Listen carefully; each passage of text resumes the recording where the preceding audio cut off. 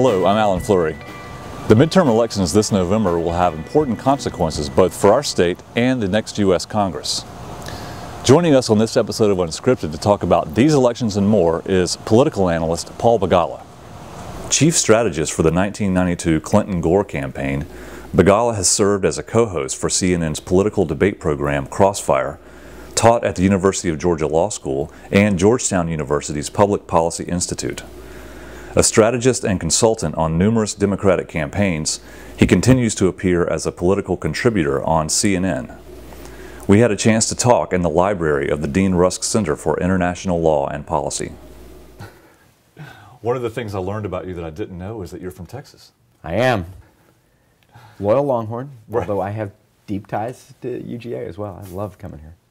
Well, there is a statewide Democrat in Texas who's making a lot of noise and getting a lot of attention.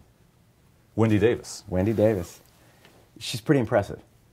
You know, Democrats haven't won a statewide election in Texas in 20 years. And because Texans elect everybody statewide, that's 0 for 100 for the Democratic Party, my party. Wendy's the first one to come along in a long time who's got, I think, the combination of the star power and charisma, and also the substantive experience. She's been a star in the legislature. And then this really broad appeal. You know, she became, it's pretty impressive, an overnight sensation. After 10 or 15 years of hard work. She's the first time in a long time I think Democrats have felt like they might have a shot. We've got a similar phenomena here with Jason Carter, who has got a lot of name recognition, of course, but it seems like there's a little groundswell of support for some Democrats. So here, Texas, and even in Kentucky. Do you think it's a sign of things to come, or an anomaly, or this country's changing? It's changing, and you know, these things wax and wane. I mean, when I was a kid in Texas, Republicans didn't even run. Right. The Democratic primary was de facto, and it was certainly the case here in Georgia as well. You won the Democratic primary, you were de facto the nominee. Then we've gone through a period where it was the opposite, where all the Republicans won all the time. And I think now we're coming back. I think states like Georgia are becoming more purple. I think Texas will become more purple. It's demographic change and generational change. And you know, you can't fight that. And so the terrain on which these elections are going to be fought is really moving. It's going to be more diverse, it's going to be younger, it's going to be more female. There's a rising American electorate that will dominate Texas, Georgia, and the country. I think it's a good thing. I think America's better when we're more diverse and smarter, and you know, we've been fighting with one gender tied behind our back for most of our history. And I love the notion of empowering young people and people of color and women. Places where we do that, we do better. But one side of our politics seems to be resisting those three forces in particular. How long do you think that can hold out? Yeah, the Republicans, change is always hard, but they don't have a choice. You know, I guess because I am a liberal, I believe in evolution. And the law of evolution actually is adapt or die. Right. If you really want to, it's not only the strong survive, which is what they taught me in Sugar Land, Texas. The football coach who part-time taught science. It's not. Strong doesn't always survive. It's the most adaptable. And I love, over the course of my life, watching the parties adapt. There's no good reason that Republicans can't compete for Latino votes and younger voters and women. They're just locked right now in exactly the wrong side of history and the wrong side of demography. I believe in the capacity to change. I really do, because I've seen my party change. Sure. More recently in my lifetime, I helped Bill Clinton. We moderated and modernized the Democratic Party, brought it to the center. President Obama did a great job then of moving us forward, technologically as well as attitudinally. And this is what the Republicans are wrestling with. Right now, I have to say, the reactionary forces are in control. Right. Over time, I think they'll adapt. I mean, I come from Texas. I watched George W. Bush reliably get 40–45% of the Latino vote. Mitt Romney got 27. Right. As the vote is growing, their share is shrinking. Right. They need to go back, actually, to the kinds of attitudes that George W. Bush had. Very few issues I would say that on, but he was absolutely right about that. Oh, yes, I agree. And that's the future for the Republicans. But their rhetoric has gotten more and more incendiary in exactly that direction. This is, you know, this is what I think Dick Cheney would call the death throes right. of the coup, right? And so as they're going down, they're raging against the dying of the light.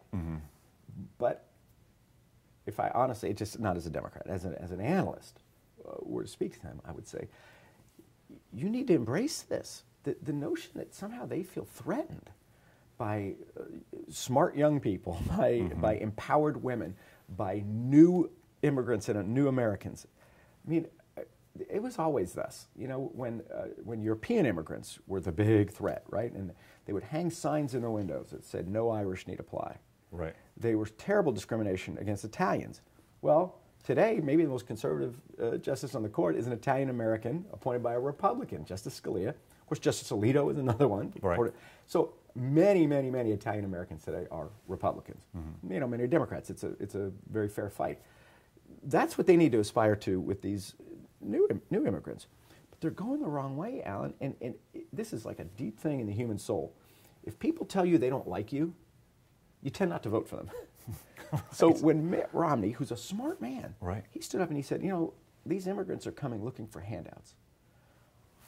Holy moly, I don't know where he's from or what immigrants he knows. They're looking for the American dream. They're looking for freedom. Right. They're looking for opportunity. That's what Mitt should have said. And if you say that, if you honor people for making what I think is the smart choice, coming to America, you know, living the American dream, then they tend not to hate you. And then you can argue about whether you're right on taxes or guns or whatever other issues there are. Exactly. But it's a threshold issue, right, immigration. And the business community is right with President Obama, who, by the way, all he's trying to do is pass President Bush's immigration bill. It's not a left-wing idea. But we don't recognize it anymore. I know. It's so interesting. You know, I think this president has not the Midas touch. He has the Marxist touch. Everything he touches turns to communism. So he's just trying to pass George W. Bush's immigration bill. Now all of a sudden that's communist. He's trying to pass Newt Gingrich and Mitt Romney's health care bill and enact it and enforce it. And now that's communist. He's trying to pass John McCain's cap and trade bill to reduce pollution. Now all of a sudden that's communist. Like, really? Can't we just have like some laws that were originated with McCain and Gingrich and Bush and not think that they're too left-wing? Exactly. Now that's the issue, though. We can't really have these debates. In this country, it seems like we're only going to allow two political parties. But when one of them becomes dysfunctional, it's not good for the country. It's not. It's not. And I think I've worked all around the world, and most other countries are multi-party. Maybe it's my American bias, but it's also my experience. I prefer having two big, stable, lumbering, stupid yes, exactly. political parties. Because it's hard to become too radical if you're big and diverse. Right. The problem is the Republicans are becoming less and less diverse. You know, Eisenhower got 39% of the African-American vote and deserved it and earned it. He sent troops to Little Rock to enforce equal rights for children to go to school. I so admire that. And so he earned, can you imagine if Mitt Romney was getting 39% of the African-American vote? President Romney. He'd be president. But they have squandered that, and they need to get back to that. It's the most important challenge they face is will they moderate and modernize? And I've seen this movie. I helped Bill Clinton do it for my party. And I know they can. They just have to choose to do it. And right now they're going the wrong way. The tail's wagging the dog.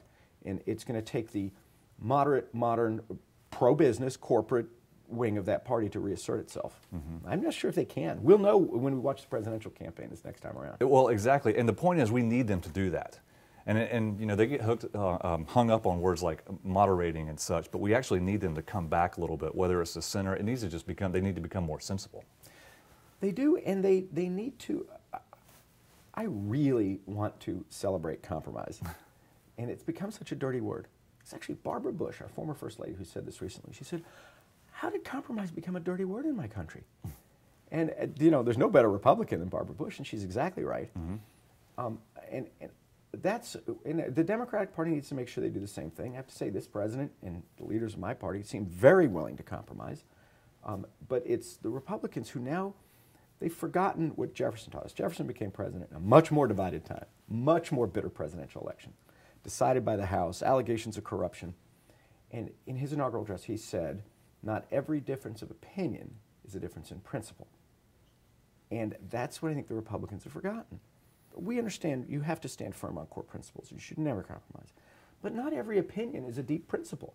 Can't you just kind of cut a reasonable deal about where tax rates should be for rich people or how high the minimum wage should be?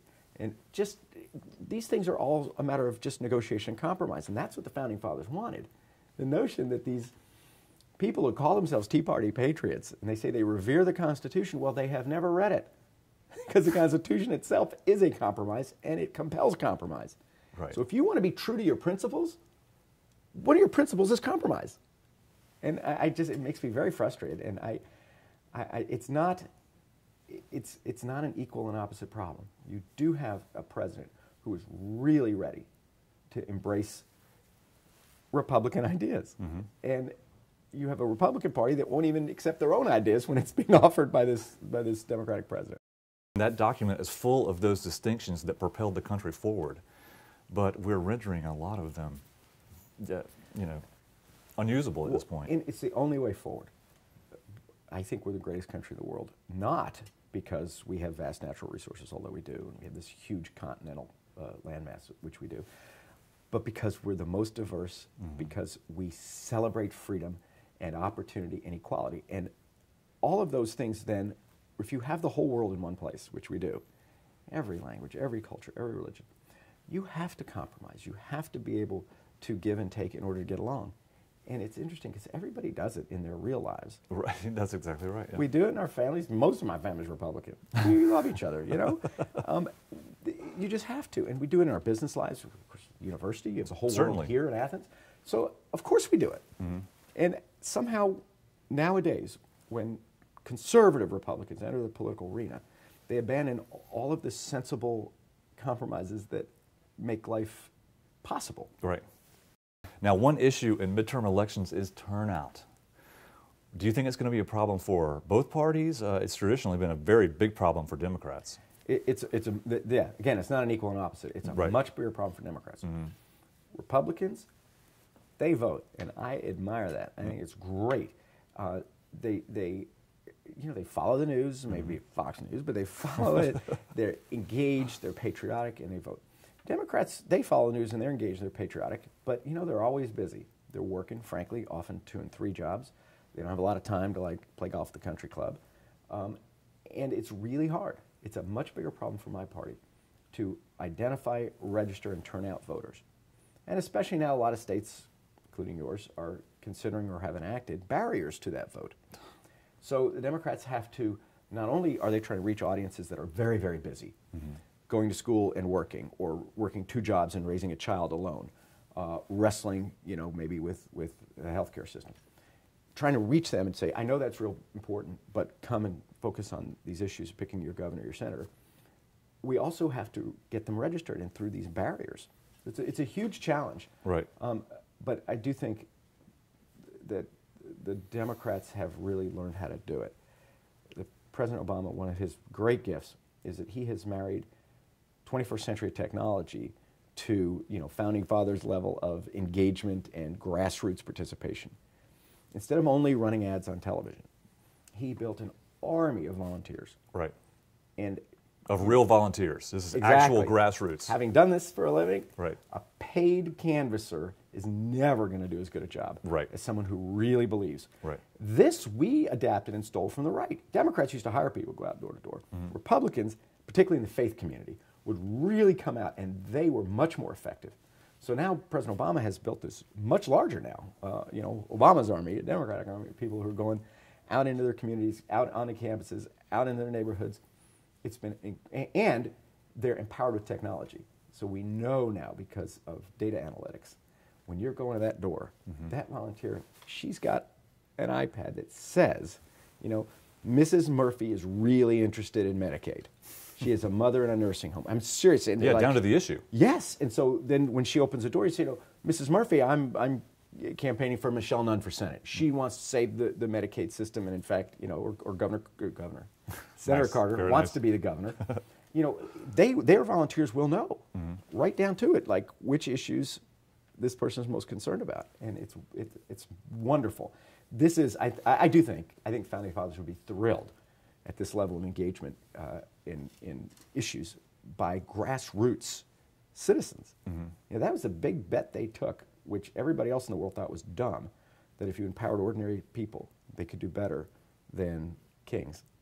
And so far, they've been right every time. It's a simple idea, but a highly effective one. Now, talking about voting, it's such a crucial act that we do to support the democracy. Do you think we're going to one day move toward voting on Sunday or having a national holiday where it's election day? I would love that. I would love anything. I mean, more people is better. Right. You know, I recently talked to our returned ambassador from Australia, which I've never been, but he says a lot like America. You know, it was the folks that the British were throwing out that thought they were rascals, and then it was a penal colony, right, like right. this state, right, and it's boomed, right? It's an enormous success. He said one of the biggest differences, they have a parliamentary system, not a presidential system. They don't have separation of powers. He knew all that. He's like, we can't ever have it in America. He said, but what a difference that they have compulsory voting. It's a law. You're required to vote.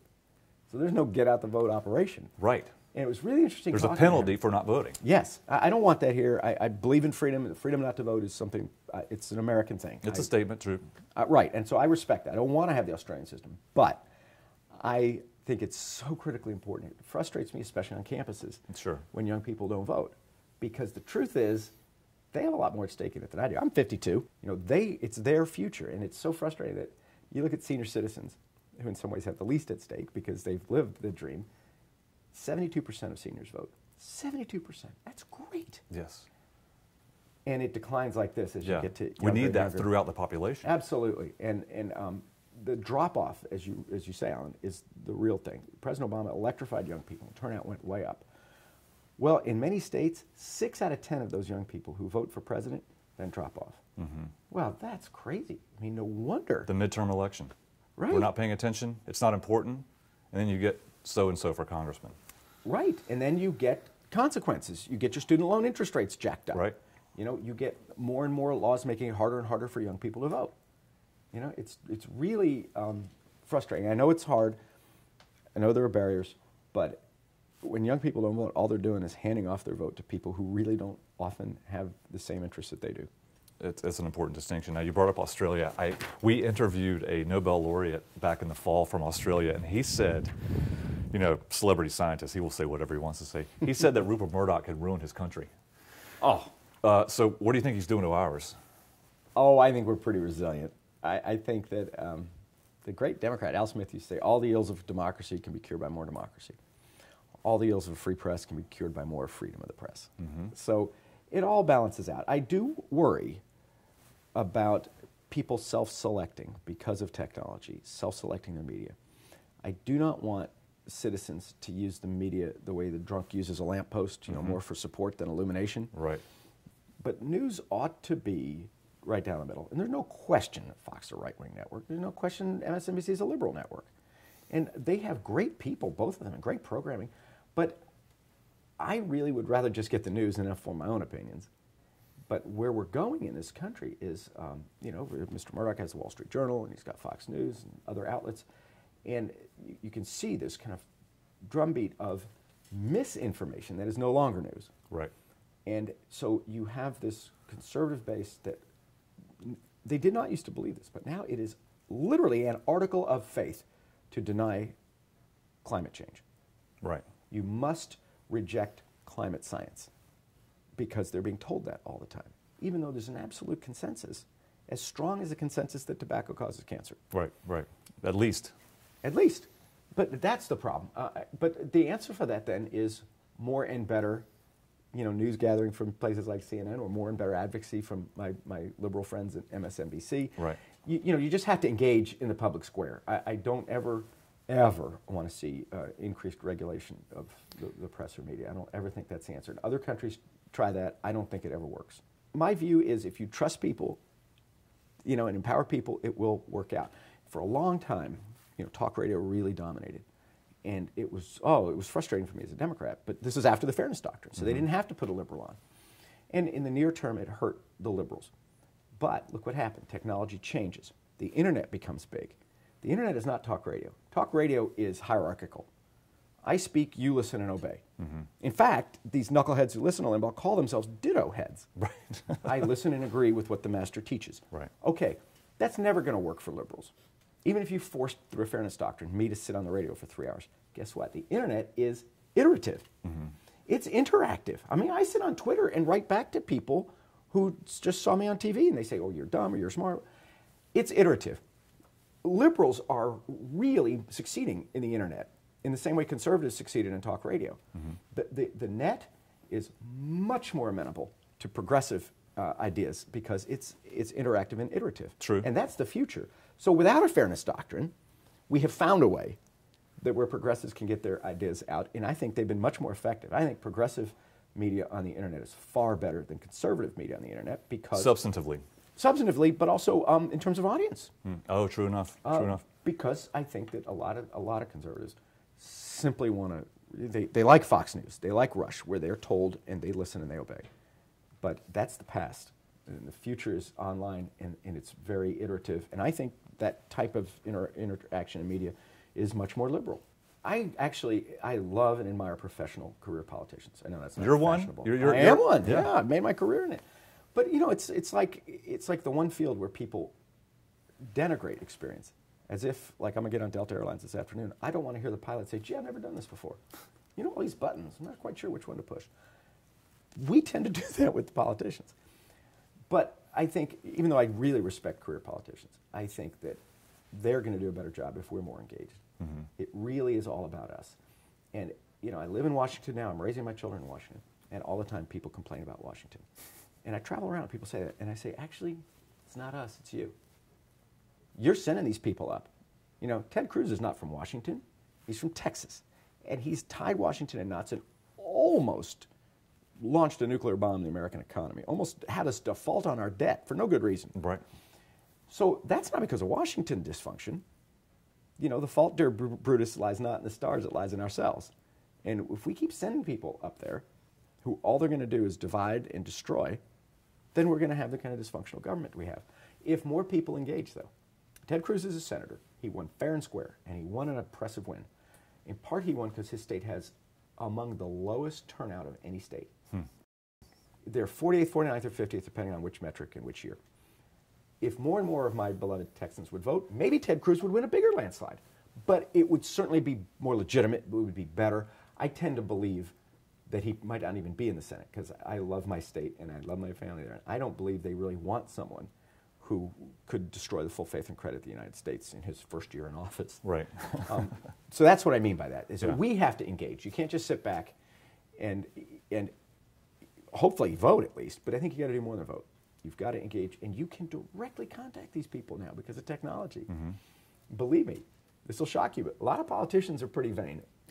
And they all have Google searches for their own names. Oh, that's amazing. So even the most obscure blog post, they'll see it. And it'll have an effect. And if some senator all of a sudden gets 10, 20, 50, 150 tweets, hey, please vote for Senate Bill 1, she's going to look at that and go, ooh, there's something's going on. So it works. Absolutely. You don't have to call your congressperson anymore. Tweet her, right? Put something on Facebook. This is self-government, and you have to renew it every time, every year, every election, and you can't just hand it off and outsource that. I know that you'll be involved in former Secretary of State Clinton's campaign, hopefully. I will. Well, as an outside supporter. Right. I'm not going to run her campaign. But. Yeah. A supporter, that's what I mean, with your political action committee. Yeah. I advised a super PAC that was created to help reelect President Obama. And then we did such a good job, I'm sorry to brag, but most of our donors felt we did such a good job that they want to keep it going. Right. On election night, 30 minutes. CNN called the election, if memory serves, at 11:12 p.m. I had a lot at stake, so I was really noticing it. So we called the election, and of course I was really happy, and I spent 2 years helping to reelect the president. Within 30 minutes, Jeffrey Katzenberg, our first major donor, who gave us 7 figures, gave us a couple of million, called me up. And I thought he was going to congratulate me. I was going to congratulate him. We were going to, first thing out of his mouth, okay, what do we do now? And I said, what? He said, what's next? Is it because those folks are so competitive, they want to move on to the next thing? Yes, but also because, he's been at this a long time. Yeah. And he understands it's a relay race. And he has, I hate to speak for him, but he does have such confidence in President Obama. He's not worried, he'll agree to disagree with this or that issue, but that was his goal, to see this man return to the White House. Once that's done, he said, okay, what happens next? And so we've kept this PAC going. I didn't anticipate it, but we did. And we've retooled down. We've been very public at saying that there's no question in the data that Hillary Clinton's the strongest Democrat. Now, I'm personally close to her. I worked for her husband all those years, and I love her. So it's hard to be objective. So we brought in as our co-chairman Jim Messina, who ran President Obama's campaign, defeated Hillary. Right. Jennifer Granholm, who was a governor of Michigan, really effective, strong politician, very, very smart. And everybody who looked at the data says it's not even close, that Hillary's by far the best chance the Democrats have. But my party has not won 3 presidentials in a row in 80 years. And there's a reason, you know. American people like to go back and forth. Right. And in the main, that's a pretty sensible impulse. But I think she's so extraordinary. I really hope she runs. I have no idea. I mean, I hope she does. I'm begging her to. But if she does, boy, wouldn't that be amazing? It's almost a separate issue, but I wonder if with a President Hillary Clinton that Republicans might be even less interested in governing than they seem to be right now. That's up to them. Right. At some point, they will correct. They will. And they'll come back to the center, and they better find a willing partner from my party. You know, it's really hard. You know, reciprocity runs deep in the human soul, and if somebody's being obstinate with you, you tend to be obstinate with them. And I think, again, I like experience. I think the fact that Hillary's been around this so long, the fact that she now has all this international experience. You know, the whole job as Secretary of State is negotiating with people you hate. We just don't have a lot of problems with the Canadians, you know, or the Mexicans or the Australians. I mean, the people we're really close to, you know, we have our issues, but it's not the same. But she's had to sit down and negotiate with really difficult folks. Right. And come to some agreement. I don't know how anybody deals with the Russians, with the Putin government, and yet she had to. And so, you know, if you can do that, you know, Ronald Reagan used to say the best training he ever had for president was not running California's. It was running the Screen Actors Guild and having to negotiate with Jack Warner and the studio heads. He said that made him ready to negotiate with the Soviets. And I do think that I was for her the last time she ran, but I think now that she's got this international experience, not just around the world, but in negotiating and coming to terms with people with whom we have way more fundamental disagreements with a lot of the countries she dealt with than she does with a Republican American, you know.